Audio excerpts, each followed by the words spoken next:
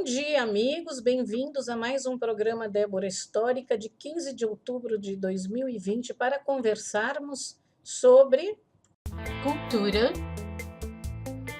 educação, ensino, informação, conhecimento, entrevistas e música. E principalmente a história e memórias da Vila Sônia, Morumbi e Pinheiros, que eu incluí como distritos, com a história de seus desenvolvimentos, nomes das ruas, quem foram, né? Por que esse nome, os comércios e outras curiosidades. O projeto As Memórias do Seu Bairro, contadas por você, e o programa Débora Histórica tem o apoio cultural do Ricardo Granja, um amigo confiável, candidato a vereador de São Paulo. O número dele é 55007. Aí vocês lembrem do 007 James Bond na hora de votar. Conheça os seus projetos no Facebook, que é www.facebook.com/Ricardo Granja 007. Ele defende a flexibilização da carga tributária da MEI, né, que são empresas, né, pequenas empresas, né, microempresas, e mais empresas, mais empregos, que é o que eu acho. Quanto mais empresas tiver, né, existir, mais empregos tem. O programa de hoje é dedicado especialmente aos professores, profissão que deveria ter maior valor do mundo, pois sem professor não há profissão. A todos os professores, meus colegas e amigos que se formaram e são professores, e aos nossos queridos professores da nossa infância no primeiro grau, que eu vou falar nome por nome, mas eu estou falando dos nossos, dos meus amigos aqui da região, dos nossos colegas, que tiveram a maravilhosa oportunidade de ter aula com esses professores que hoje são todos nossos amigos e que vocês estão vendo as fotografias num encontro maravilhoso que nós tivemos. Aliás, vários encontros os professores vão, né?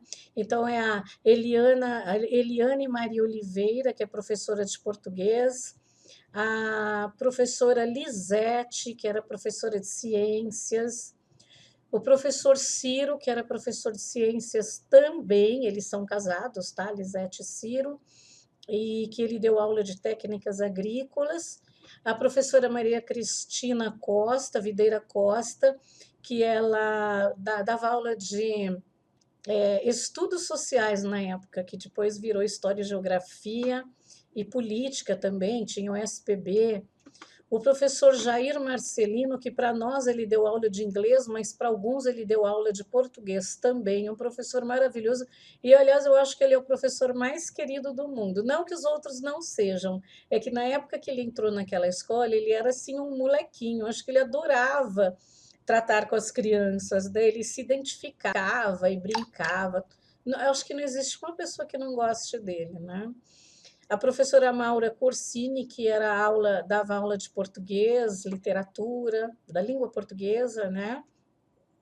O professor Carlos Barato, que dava aula de educação física para os meninos, e que também, eu não lembro se ele coordenava ou se ele só ajudava nas fanfarras.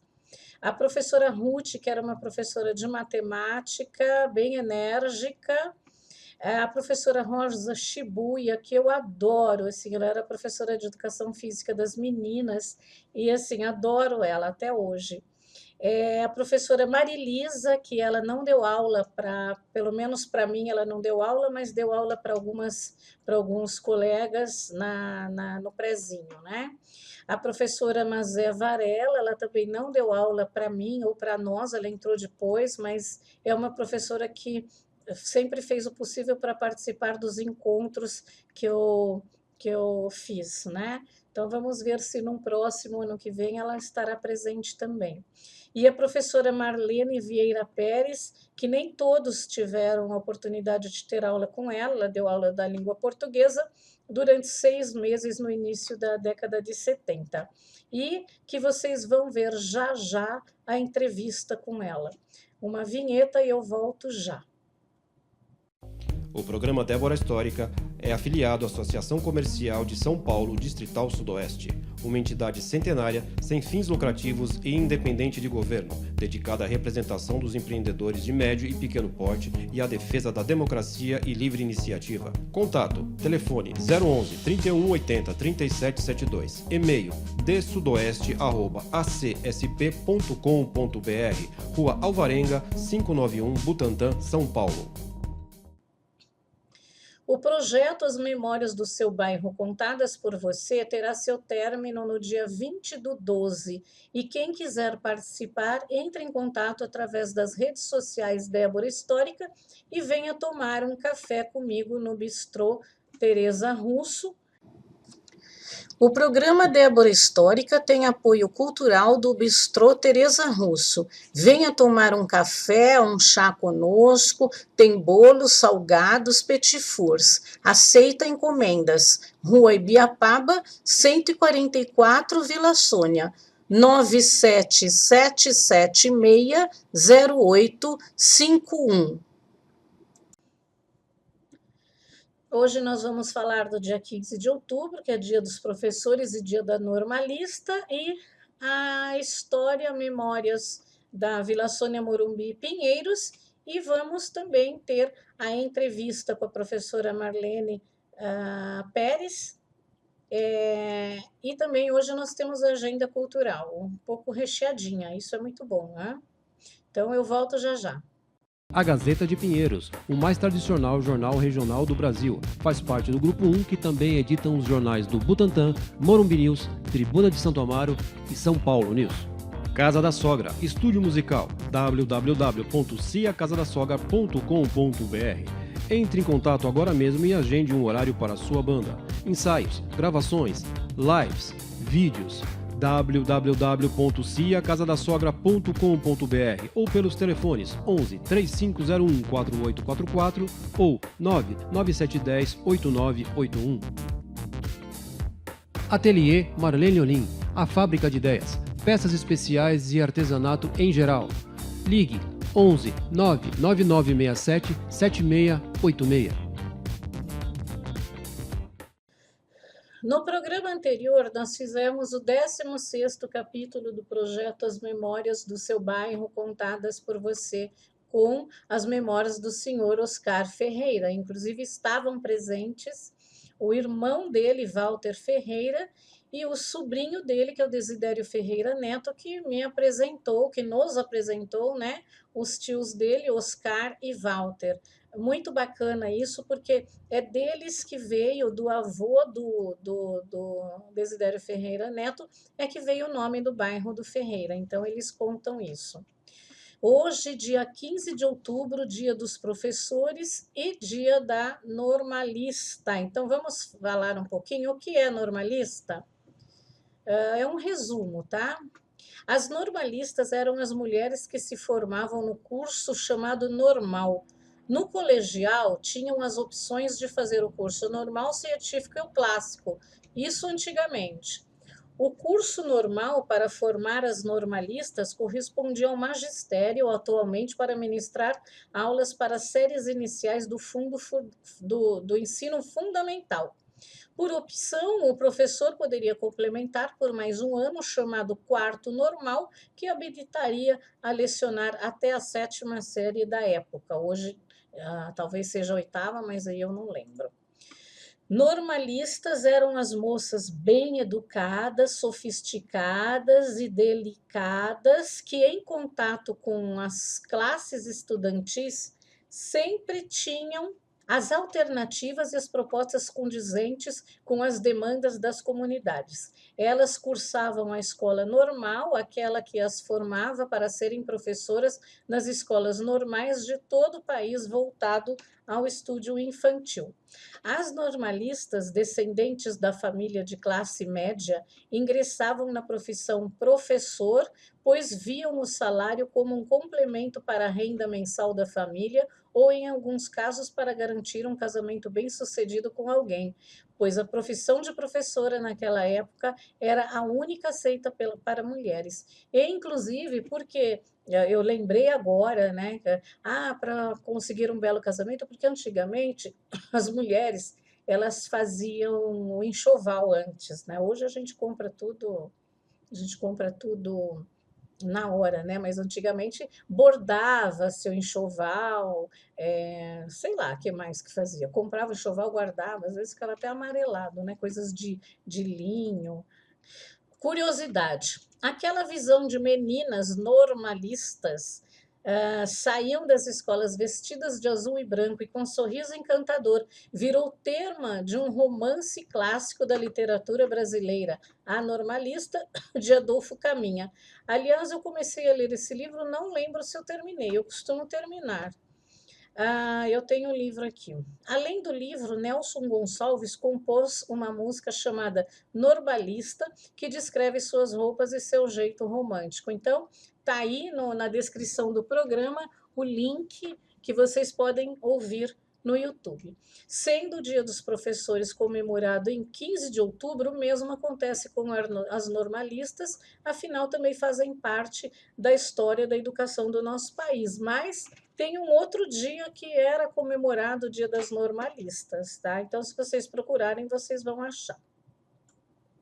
E a fonte que eu tirei isso é colegioweb.com.br. O programa Débora Histórica está presente em parceiros na tvchannel.tv.br. Visite esse canal e veja a sua programação.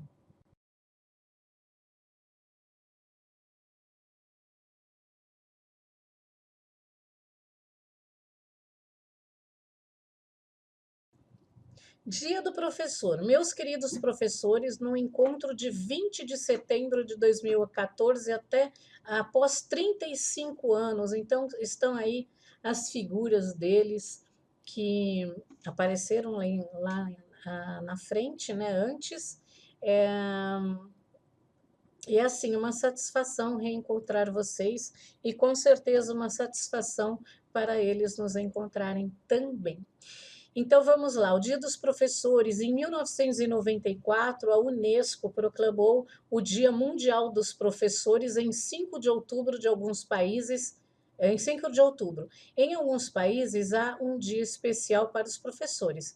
Em alguns deles é feriado, enquanto em outros são realizadas apenas comemorações em dias úteis. No Brasil, o Dia dos Professores é comemorado dia 15 de outubro. E no dia 15 de outubro, por quê, né? De 1827, Dom Pedro I, imperador do Brasil, baixou o decreto imperial que criou o ensino elementar do Brasil Pelo decreto, todas as cidades, vilas e lugarejos tivessem suas escolas de primeiras letras.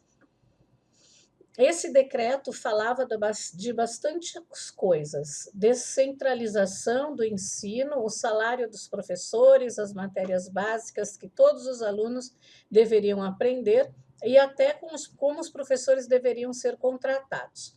A ideia inovadora e revolucionária teria sido ótima, caso tivesse sido cumprida. Em dezembro de 1943, houve um discurso do presidente Getúlio Vargas em cerimônia para professores. O primeiro Dia do Professor seria criado apenas 4 anos depois, mas foi somente em 1947, 120 anos após o referido decreto, né, do Dom Pedro, que ocorreu a primeira comemoração de um dia efetivamente dedicado ao professor. Começou em São Paulo, em uma pequena escola no número 1520 da Rua Augusta, onde existia o ginásio Caetano de Campos. Inclusive, a nossa professora Vilma, que eu não tinha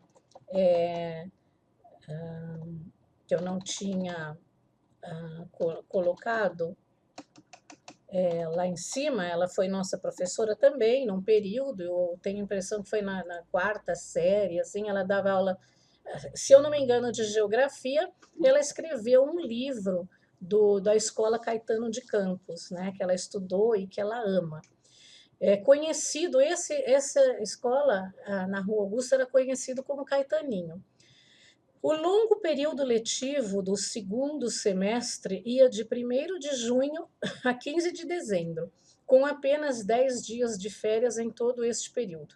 Só uma interrupção aqui, eu estou, às vezes eu tuço assim porque meu coração está meio que falhando.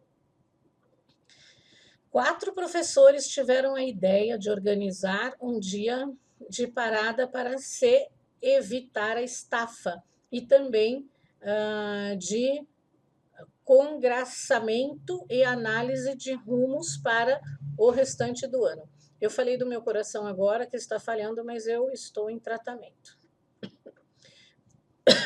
O professor Salomão Becker sugeriu que o encontro se desse no dia 15 de outubro, data em que sua cidade natal, Piracicaba, professores e alunos traziam doces de casa para uma pequena confraternização.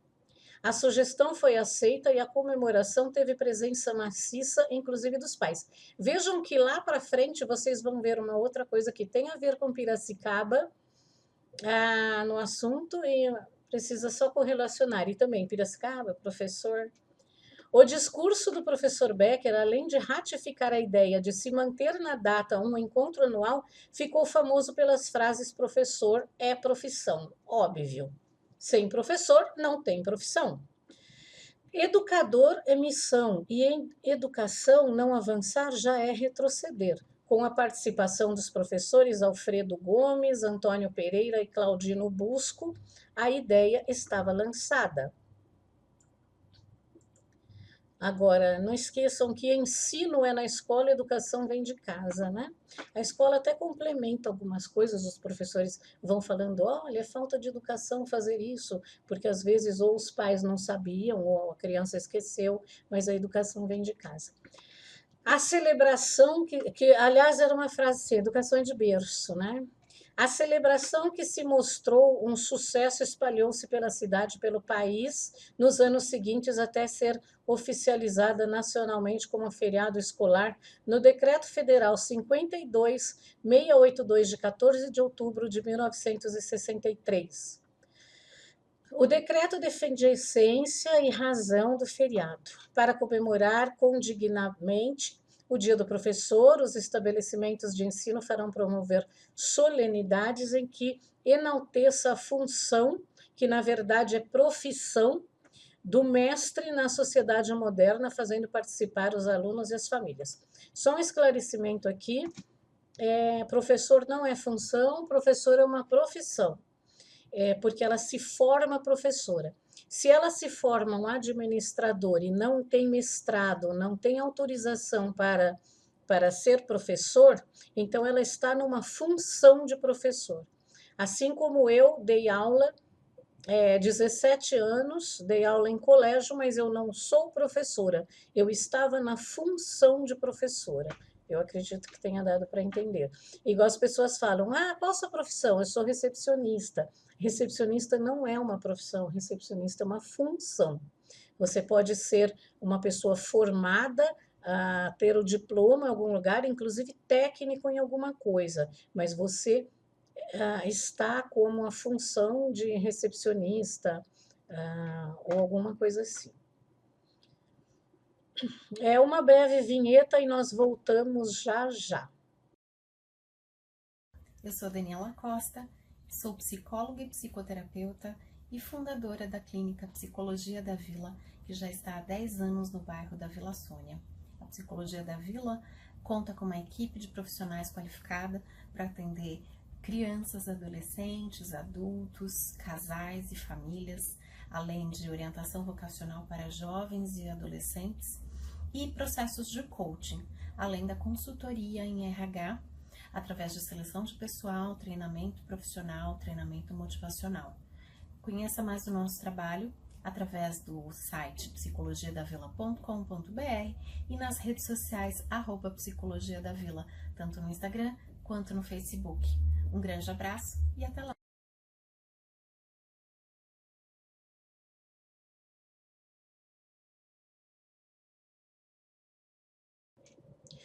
Vamos agora ver a entrevista com a professora e escritora Marlene Pérez e o lançamento do seu livro Boca de Mulher.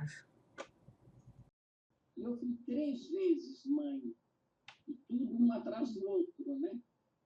Depois precisei trabalhar, precisei sair, aí enveredei para as letras, porque era mais meu perfil, a minha personalidade e também a minha chance de estudar grátis na USP, já que meu marido, foi a única coisa boa do casamento, foi eu ter ido para São Paulo e estudar na USP. Certo, você fez letras lá. Eu consegui equilibrar a casa, os filhos, e mais o estudo e o trabalho. Foram 4 funções,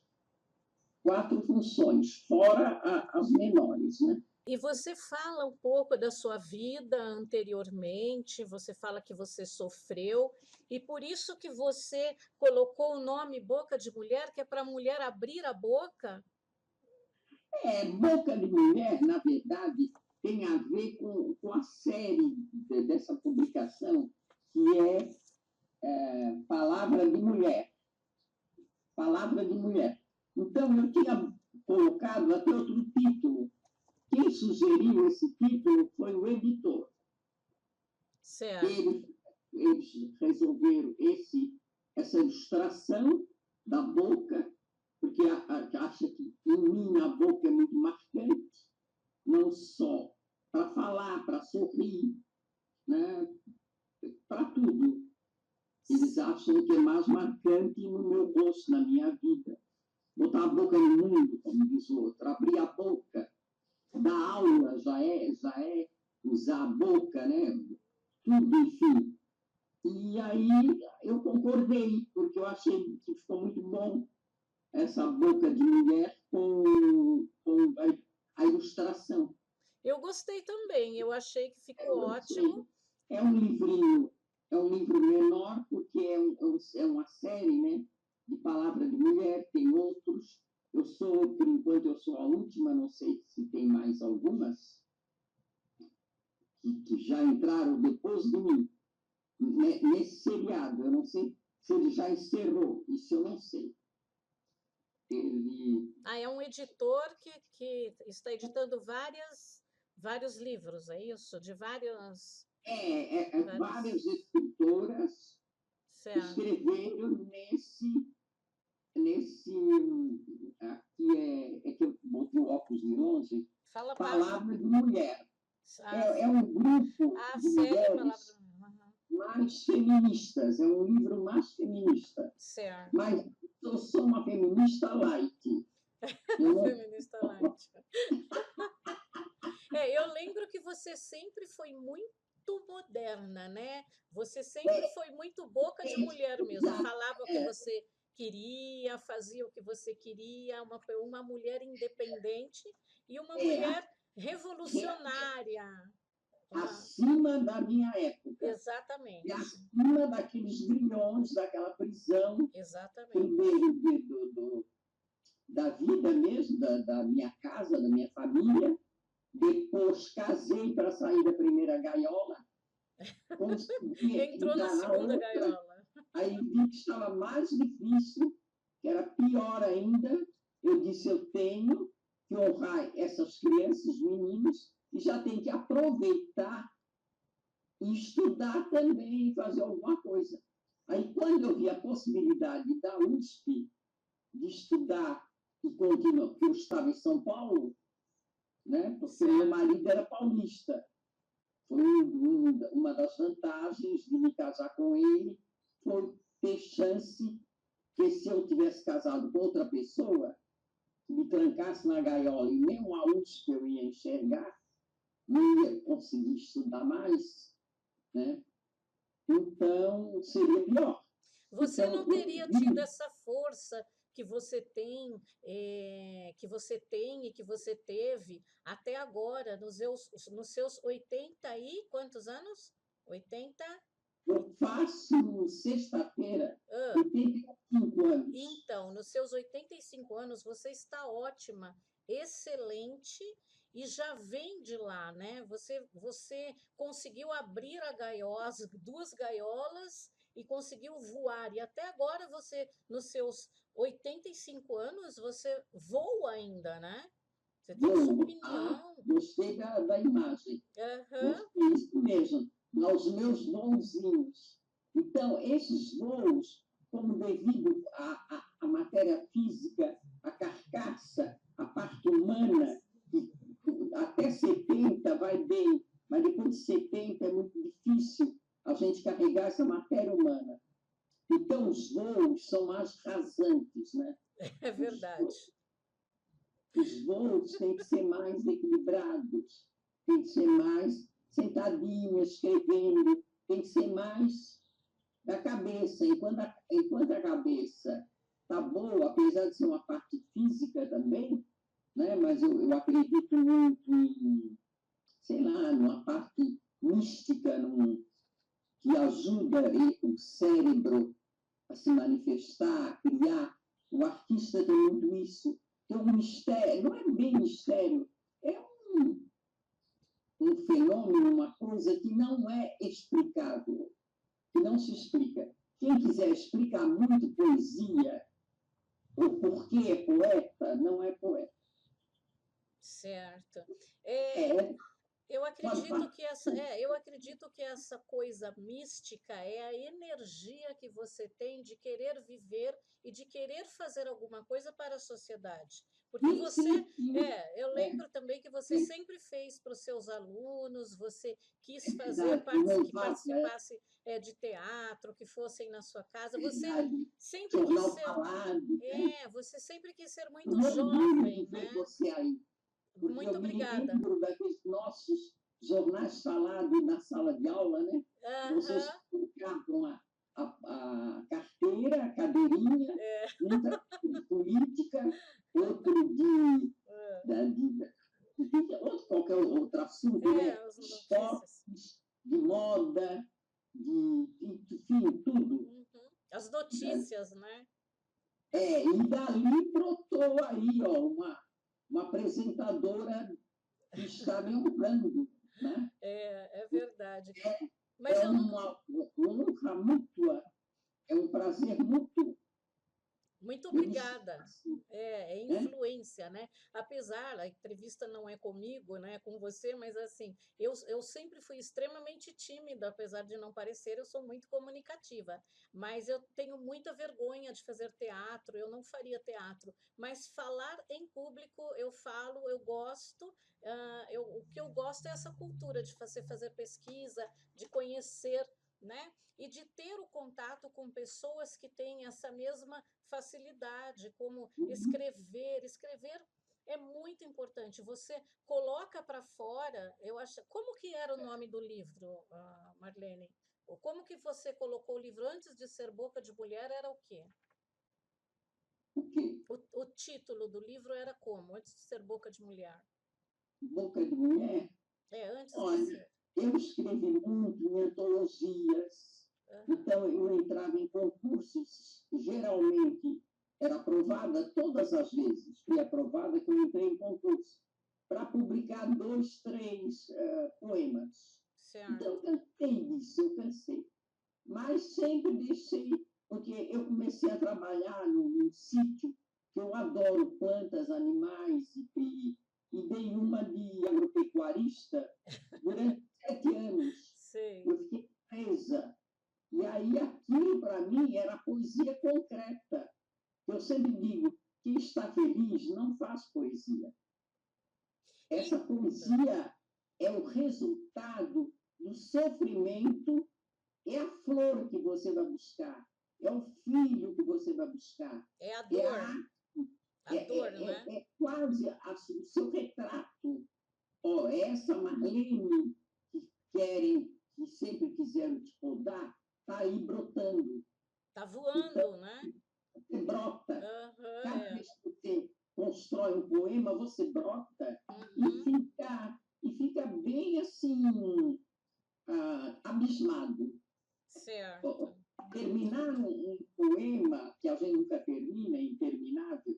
Eu sempre digo, o matéria de poesia, eu sou hemofílica. Não para nunca de pingar.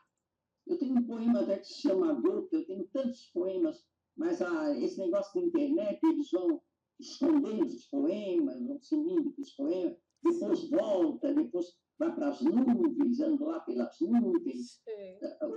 O Orkut me tirou muitas crônicas de pessoa de idade, eu falava sobre a terceira idade, ótimas, humorísticas. Eu sou muito humorista também. Sim. E aí eu desanimei de escrever sobre isso e fiquei escrevendo mais sobre o que me vinha na ideia, assim. E sai sempre com rima, sem eu forçar nada, é tudo espontâneo. Tudo de dentro de você. Eu realmente, eu achei esse Boca de Mulher, eu achei os poemas muito tristes, né? Eu achei muito triste. Na verdade, assim, eu sou uma pessoa alegre, sou uma pessoa muito feliz, tá? Comigo mesma. Mas eu achei, assim, muito triste, sabe? É a dor, você colocando a sua dor para fora. E essa dor... e essa dor, ela pode ser de outra pessoa também, de quem vai ler isso daqui. Então, eu acho que esse livro, ela pode amenizar outras dores, porque nós achamos que nós passamos, só nós passamos aquilo. Né? Eu já passei muita dor também, não deixei de ser feliz por isso. Mas eu acho que tem muita dor aqui. Então, eu até indico para quem tem dor, ler essas poesias, porque as pessoas vão ver que não são só elas, né? Que têm essa dor. Tá?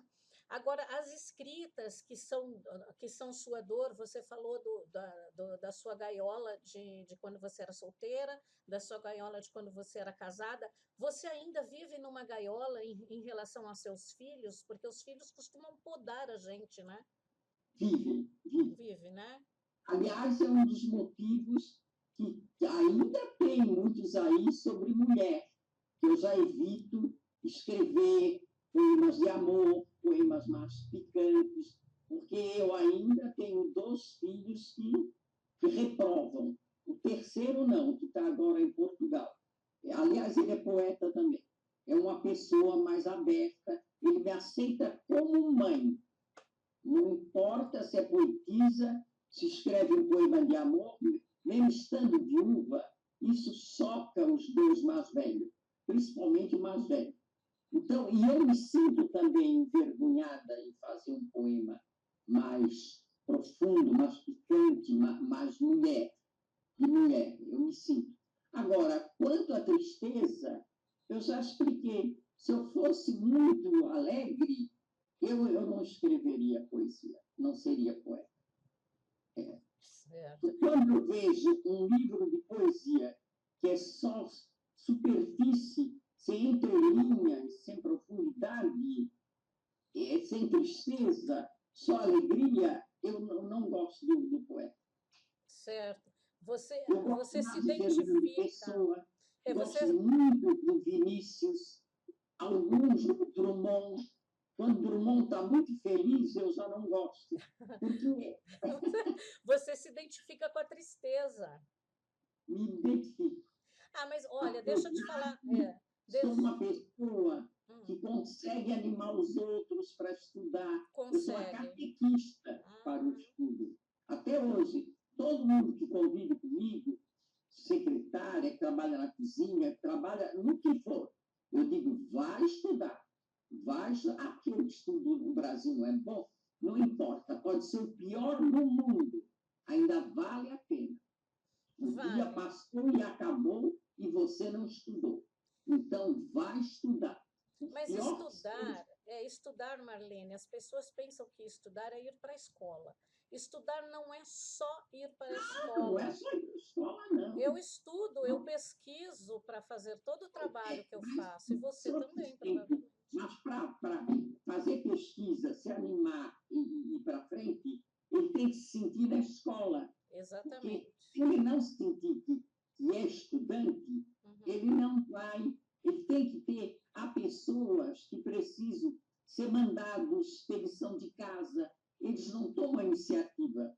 Quando eles têm o tempo livre, o que eles vão fazer? Joguinho, tomar cerveja, fumar. Não que eu seja contra, tudo isso, certo. né?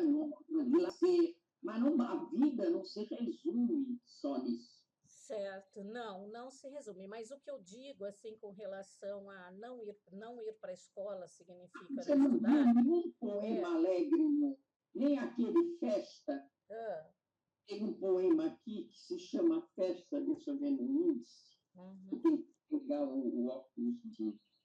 Você procura Festa para mim? Eu procuro aqui, eu já estou vendo, peraí. É que eu estou num que você pediu para eu escolher, um para você comentar, né? Então, deixa eu ver aqui. Festa. Mas ele é sutil. Tem festa e é em festa, né? Em Festa. Em festa, na página 85. Página 80 está no índice. É, No óculos tá de aqui. perto. Aham.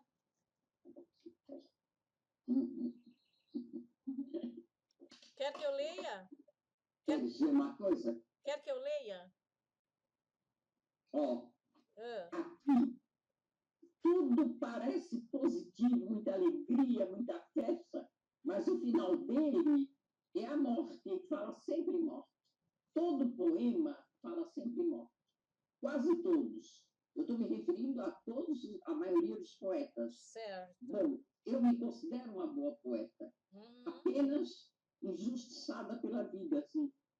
Eu não por mim. Eu busquei dentro do possível e do impossível para chegar a este livrinho. Certo. Mas olha, amigos, hoje fiz uma festa, recebi uma festa, estou toda em festa, sou a própria festa. E sem trégua vou permanecer em festa, com vocês no caminho, refazendo meu ninho. Ó, agora eu já tenho ninho, não é bem gaiola. O ninho já é mais livre, né? É, Mas para que refazer o meu ninho? Para voar ainda em festa, bem alto como um passarinho. Isso aí já conota sair fora do planeta, já conota morte, uhum. né? Voar bem alto, mas isso não é pessimismo, isso é a nossa realidade, infelizmente. Até 70 anos, nós nos achamos imortais. Depois de 70 anos é que a gente cai a ficha, que a gente sabe que realmente vai morrer, que tem um tempo de vida, né? E começam as dores aqui, as mazelas ali, os tratamentos, mais remédios, as impossibilidades de fazer isso, fazer aquilo. Então, eu achei que, enquanto a cabeça está me ajudando, e a criação, assim, o ato de criar, a vontade de criar, então eu me dispus a ver se termino o último ciclo dessa vida com poesia. Então, deixa eu fazer uma proposta para você. Você disse que demorou para você poder colocar, fazer esse livro e tal. Vamos fazer um acordo? Aqui, ó, vai para o ar isso, hein, esse acordo. Você me faz ou me manda todos os poemas que você quiser, mesmo que sejam picantes, e eu leio nos programas. Toda vez eu leio no programa. Acho que eu aconselho você a ler poema aqui, 2 poemas de mulher mesmo, muito bons, que é... Deixa eu ver no índice. Eu não sei decorar dos meus poemas, eu não decoro. Eu também não decoro nada. Não consigo decorar. Aliás, eu odiava matérias que era obrigada a decorar. Eu dava um jeitinho e criava tudo. Eu mudava também. tudo. Eu Quando também eu não decoro descobri que nada. era aplaudida lá na USP por isso, por não decorar as coisas, aí eu fui em frente. Mas tem a diferença entre você decorar e você saber. Decorar você esquece. Quando você sabe, você sabe. Fica impregnado em você, né? Com o tempo, você estudando uma coisa e gostando, e se interessando, você acaba gravando. Ó, Poesia Triste já foi, né? É linda, foi premiada em vários lugares na Bienal na 7ª Bienal do Livro, tirou em segundo lugar. Ele Certo. sempre vai para segundo lugar, que era para não publicar na revista. Ah, E quem tá. tirava em primeiro eram os filhotes para ir ser publicado na revista. Então, me colocava sempre para segundo. Ah, tá. Mas quando eu tirava um segundo, para mim era um primeiro. Qual que é o nome? Qual É, deles? Poesia Triste é uma das mais famosas, já conhecida, premiadas. Agora eu queria ver uma que você pode declamar, que os meus 2 filhos mais velhos devem ser contra. Eu posso. Ah, tá, no programa. Não, mas você me manda por e-mail. Mas, Marlene, eu tenho boca de mulher, porque eu abro a boca mesmo e falo o que eu quero. Entendeu? Minha mãe sabe. Você sabe o que minha mãe dizia? Minha mãe falava assim: quem fala o que quer, ouve o que não quer. Então eu falava assim, mas eu não tenho problema de ouvir o que eu não quero, porque se eu Mas é quero muito falar. bom ouvir o que não quer, É, porque aprende, aprendizagem também. exatamente.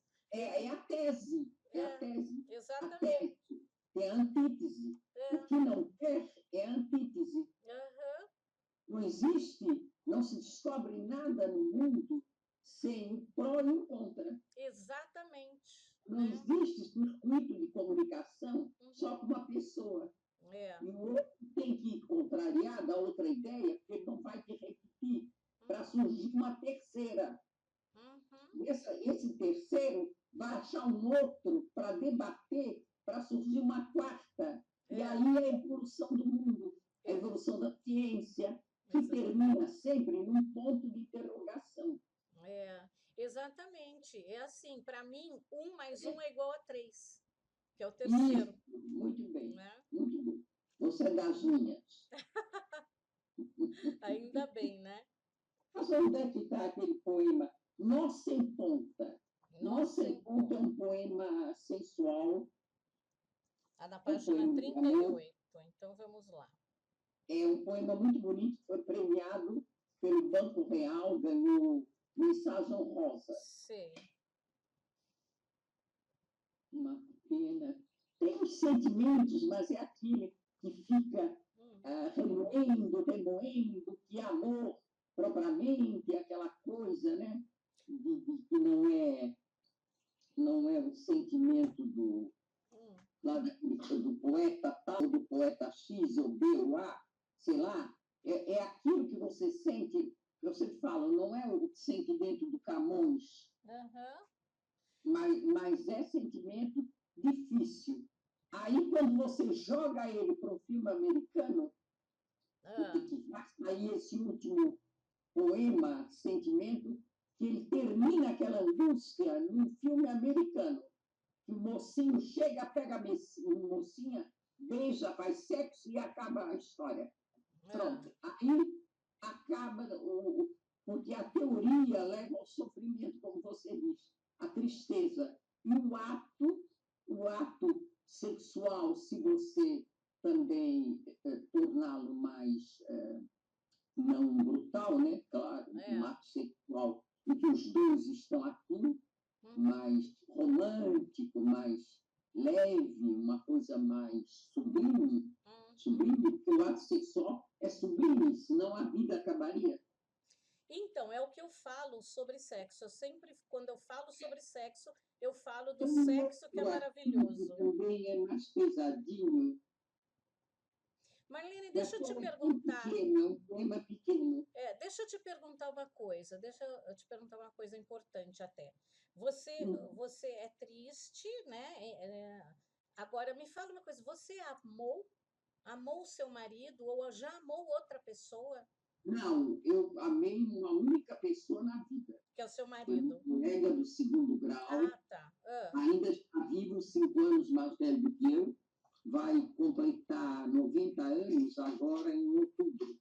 Certo. Eu completo 85, dia 9, ele completa 90, dia 23 de outubro. Eu não faço segredo disso. O nome dele é João José Tancredo de Oliveira. E você... Ele mora no Rio, em Copacabana, ainda está casado. A esposa é mais velha do que ele, mas ainda está viva. Então, ele sempre foi muito católico.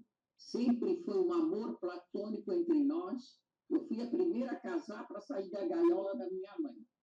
E como ele estava no Rio, tentando estudar, arrumar emprego, etc., etc., eu acabei ignorando, e acabei casando com outra pessoa que me levou à luz, que me levou a outro destino, me deu um pouco de liberdade, de personalidade. Eu passei a ser mais gente, porque antes eu era filhinha da dona mamãe, da mamãe, que apanhava para fazer isso, era mandada, até 17, 18 anos. Então, eu não aguentava mais aquilo, era insuportável. Eu não aguentava. E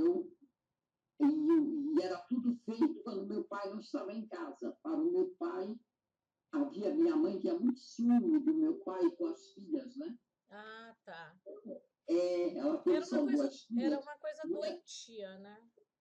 E ela não me tolerou eu nascer mulher, que ela queria um menino. Ah, tá. Tudo era muito duro, né? Não tinha cesariana, então ela sofreu muito. Ela contava aquelas dores milhões de vezes, e eu ficava ouvindo os gritos que ela deu, o sofrimento, e me culpava: se tu estás na vida, eu que te devido, eu sofri, eu passei o que o diabo não passou, porque o pão que o diabo amassou, né? Essa história toda. Então, eu me sentia, a minha estima começou a baixar. Eu comecei a ter estima, comecei a ficar tímida. Se eu não merecia na vida, eu nem ter nascido, para não fazer sofrimento. O esquema era esse. Aí, quando apareceu esse senhor, que era solteiro, a gente ficou sabendo que era, apesar de solteirão, eu não queria. Eu disse para ele, eu tinha terminado, mas ela disse: coitado, mas ela estava louca para se livrar de mim, né? Então, coitado, Marlene, ele disse que vai se atirar da ponte. Hoje eu mandaria ele escolher entre as três, né? Eu escolhi. Naquele tempo só tinha uma. Aí eu acabei, eu não sabia falar, não sabia dizer não. Mas, através desse senhor, ele mexeu logo de filho, um atrás do outro, para me prender em casa. Mas eu conseguia fugir de madrugada e fazer os concursos, comprar apostila, entrei na USP, e aí continuou a vida, estudando, trabalhando, essa que você conhece um pouco do tempo lá daquele nosso colégio, né? Certo. Aquelas linhas, Depois eu fiz muita coisa, depois que eu saí dali. Dei aula em cursinho, dei aula em faculdade, fiz muita coisa. Quais são? Principalmente participei desses concursos de poesia falada, que geralmente eram apresentados no CAEL, no Centro Acadêmico de Estudos Literários da USP, e nas Bienais do Livro, certo. em São Paulo. E você fala quantos idiomas? Eu só falo português. Não, você fala francês também. Eu lembro que você estudei francês, estudei espanhol, italiano. Mas eu falar e escrever bem e poetar em português. Então, se eu falo bem, para você dizer que fala uma língua, você tem que dominá-la. Exatamente. As outras não dominam. Porque eu nunca viajei, nunca estive em Paris, nem nada. Eu posso dizer que eu falo francês. Eu me viro bem em francês, eu entendo um pouco. Eu estudei, até inclusive na USP. A última redação que eu fiz lá foi em poesia. O professor me deu 7, que era difícil dar um 7. Ele deu e disse: isso é poesia, ele falou. Mas a langagem, não, a língua não é pas française. N'est pas française. Ele pediu que eu falava francês como um árabe, porque o R tem que ser na garganta.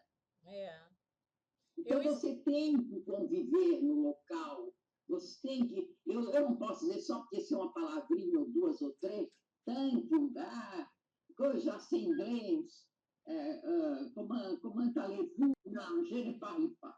Je parle très mal, avec un échec. Uma vergonha, um fracasso. Moi Quando aussi. eu falo francês. Eu já misturo português, francesol com... Francesol, essa é boa. Eu já misturo.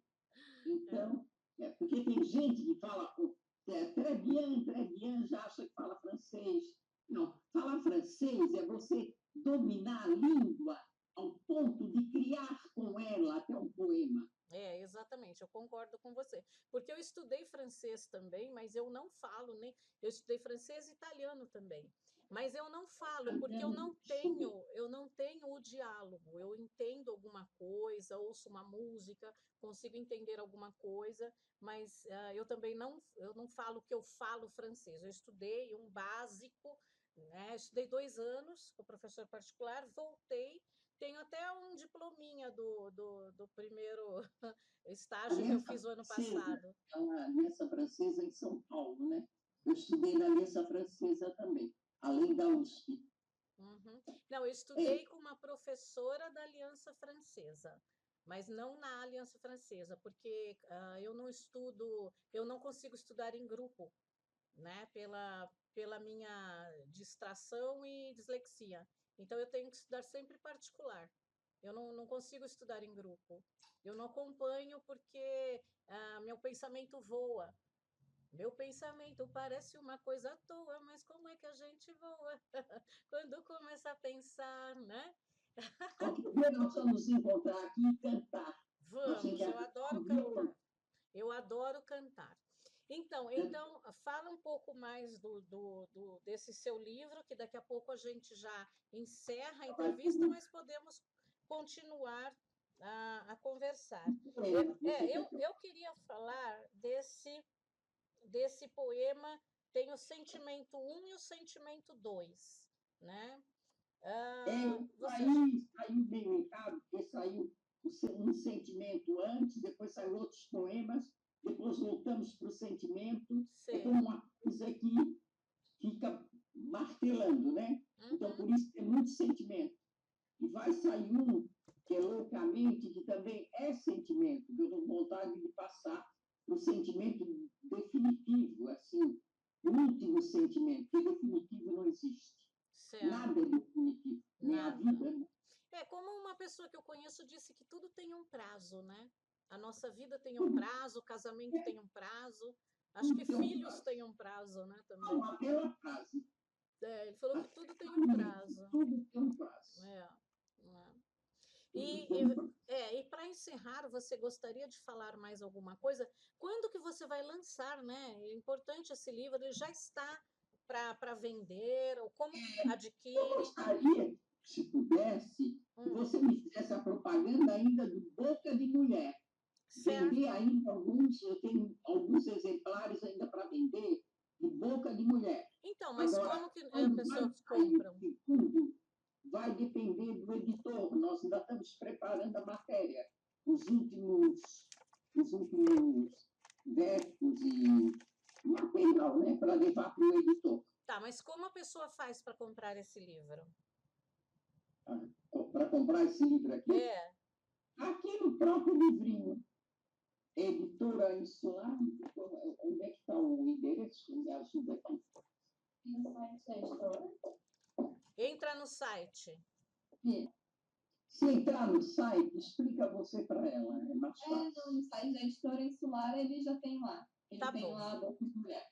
Tá bom. Aqui embaixo, na página... Esse livro não é numerado, né? Não, comercial. Não, é logo abaixo do... Que tem aqui Pérez, Marlene Vieira, embaixo, olha, 1, 2, é na terceira folha. Tá, eu já vi aqui. 1, 2, na terceira folha, na última página eu já da vi. folha, no verso da terceira folha. Já vi. No verso da terceira folha, lá embaixo tem Editora Insular, tem o número, tem o e-mail, então a pessoa compra por aqui.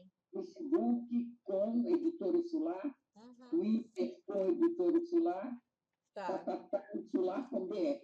A direita você encontra o telefone 48 33 34 26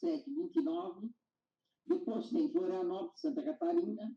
Uhum. O Antônio Carlos Ferreira tem o CEP 537, bairro Agronômica. Tá legal. Livros, esse é o e-mail, gmail.com. Tá, eu já falo aqui, inclusive eu coloco na tela, tá? Eu quero agradecer você, essa entrevista. Eu vou encerrar a entrevista, mas não vou encerrar o nosso papo, tá? Eu vou encerrar a entrevista e eu quero agradecer muito você pela disposição e parabenizá-la, tanto pela sua vida, né, que é sofrida, e pela força que você tem, que você teve e você tem até hoje de voar, né?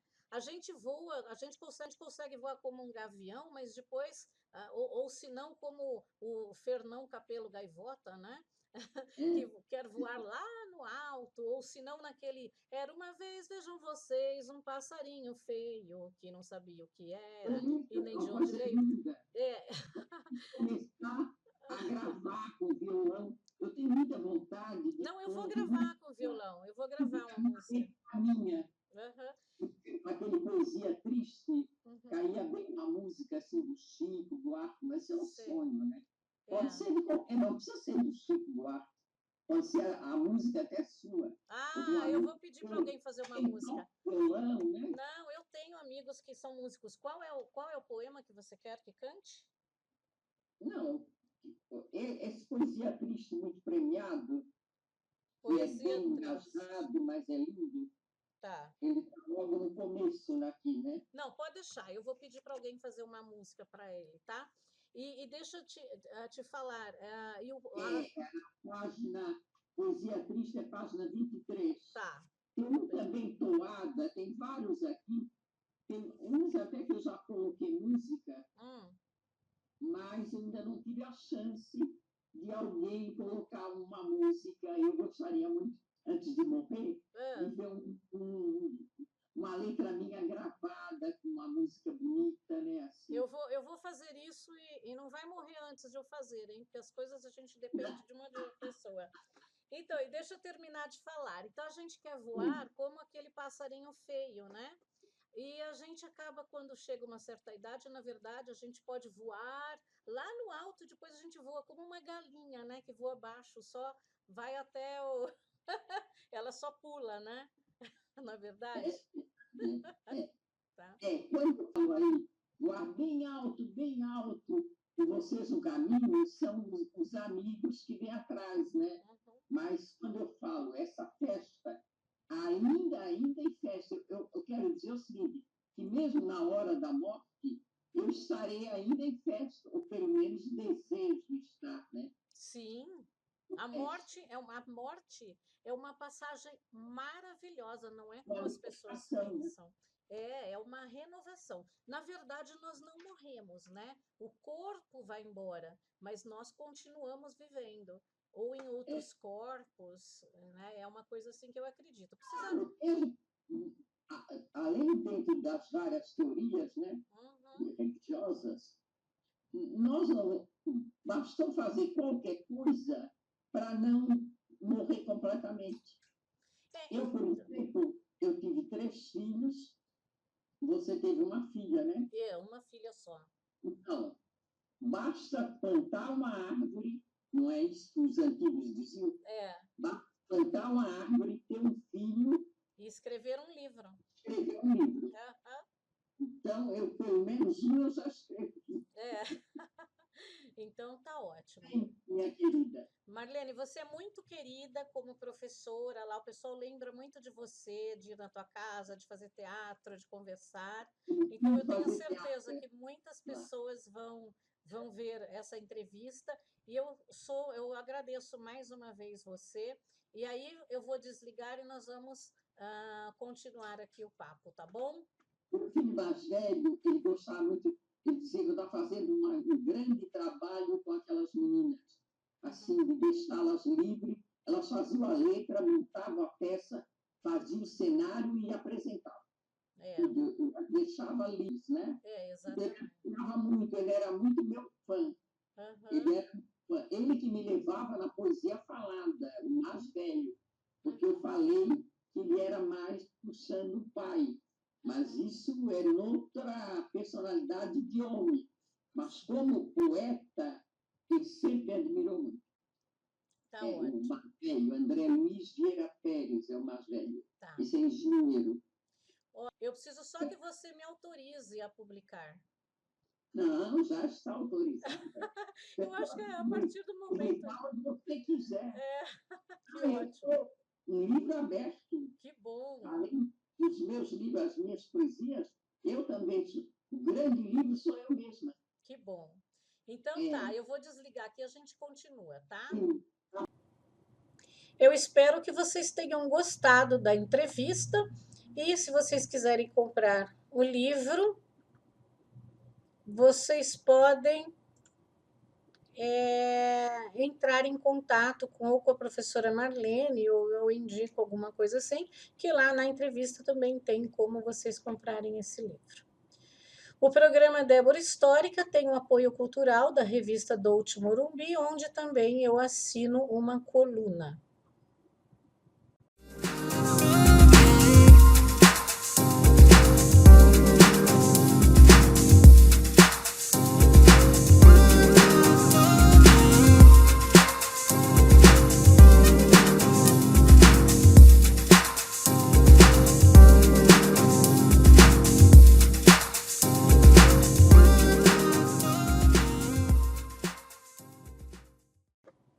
A história e memórias da Vila Sônia, Morumbi e Pinheiros, devemos saber que nós não podemos deixar morrer as nossas histórias e as nossas memórias. Esse é o 17º capítulo deste projeto, né? E hoje nós vamos conhecer um pouco sobre a avenida principal que liga Pinheiros à Vila Sônia e vai até o Taboão da Serra, que é a Avenida Professor Francisco Morato.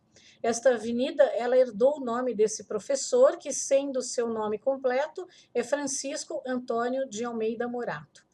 Nascido em Piracicaba em 17 de 10 de 1868, foi advogado, jurista, professor e político brasileiro.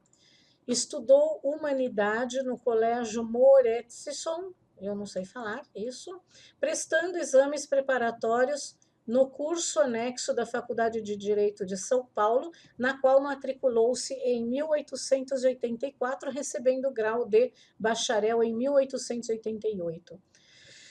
Em 1899, ganha notoriedade ao defender com sucesso o homem acusado de ter assassinado o pintor Almeida Júnior, que, aliás, vale muito a pena conhecer suas obras. Elas podem estar hoje na Pinacoteca, é só procurar onde elas estão. Mas eu dei uma olhada, eu pelo menos gostei, adoro pinturas, são muito bonitas. Ainda em Piracicaba, exerceu o cargo de vereador por 2 vezes, entre 1899 e 1901 e 1905 a 1907. Em sua terra natal, exerceu a profissão de advogado, ocupando também os cargos de promotor público, vereador, inspetor escolar e provedor da Santa Casa de Misericórdia. Transferindo-se para São Paulo, foi um dos fundadores da Ordem dos Advogados de São Paulo, tendo sido eleito seu primeiro presidente, função que ocupou de 1916 a 1922 e de 1925 a 1927. Foi também membro do Instituto Histórico e Geográfico de São Paulo e professor da Faculdade de Direito de São Paulo, da qual foi diretor de 1935 a 1938. Na política, foi deputado federal pelo Estado de São Paulo em 1930 e secretário da Justiça e Negócios do Interior durante a interventoria de Macedo Soares. Aprovado em concurso, foi nomeado professor substituto da 7ª seção da Faculdade de Direito de São Paulo em 1917. Em novembro de 1918, tomou posse da cadeira e recebeu o grau de doutor. Em outubro de 1922, assumiu a cátedra de Prática do Processo Civil e Comercial. Na órbita política, foi fundador do Partido Democrático, eleito deputado federal em 1927, tendo sido um dos organizadores da Frente Única de 1932, com destacado papel no movimento constitucionalista. Isso nós já falamos em outros programas, mas não, acho que nós não mencionamos Francisco Morato. Foi membro do Instituto Histórico e Geografia de São Paulo e presidente do Tribunal de Ética Profissional. Jubilado da cadeira de Direito Judiciário Civil, foi-lhe conferido o título de professor emérito. Após a Revolução, no período de 32 e 33, esteve exilado na França e em Portugal. No período de 1935 a 1938, foi diretor da Faculdade de São Paulo, como nós havíamos falado lá em cima. Recusou a presidência do Estado, aceitando, porém, o cargo de secretário da Justiça e Negócios do Interior e Interventoria Macedo Soares. Quer dizer, que nós já colocamos lá em cima, né? Acho que eu não fiz bem essa redação. Ele tem algumas obras publicadas que essas informações são constantes da USP, né, da Faculdade de Direito, na Galeria de Diretores, que chama-se Da Descrição, Prescripção, que antigamente, né, nas Acções Divisórias. Código de Ética Profissional, Questões Práticas de Direito Judiciário, que é emissão de posse, direito de retenção de terceiros, pareceres, revista da Faculdade de Direito de 1932 e miscelânea jurídica. Que tem aqui todas as informações, mas quem quiser procurar, acho que até para os advogados é interessante saber. No próximo capítulo, que será o capítulo 18, nós voltamos com algumas memórias do bairro contadas por você. E hoje nós temos uma agenda cultural, que é dia 17 agora de outubro, o próximo sábado, uma live documentado da banda Calango Brabo, do meu amigo Daniel Huberti, e é só clicar no link que está na descrição do programa. Eu estarei vendo, tá? No dia de 15 a 20 de outubro, curso online de Excel, é um combo iniciante mais intermediário com a professora Michele, da Michele Treinamentos, das 19 às 21h15, duração de 16 dias. O contato é 97174-5096 e o e-mail é prof.michele.augusto77@gmail.com. E no dia 1º de novembro, a partir das 12 horas, nós temos um evento chamado Galinhada do Bem no Recanto Cowboy Country Club. É uma live com Luigi Santo. Ele é cantor country. Adquira já os seus convites com a Ruth no telefone 97652-3241. Vão ter algumas premiações lá de algumas pessoas que foram selecionadas para ganhar as premiações. Veja também as entrevistas iniciais nos links da descrição do programa, que são ainda, que eu faço questão que todas as pessoas que entraram agora vejam a entrevista que eu fiz com o Mário Sanzi, que eu fiz com a Maria José e Márcia Martins, e a entrevista que eu fiz com o Bob Toledo sobre a chácara, né, que hoje é o condomínio Quintas do Morumbi. E se vocês gostaram da matéria, desse programa, deem um like, compartilhe, comente e também participe.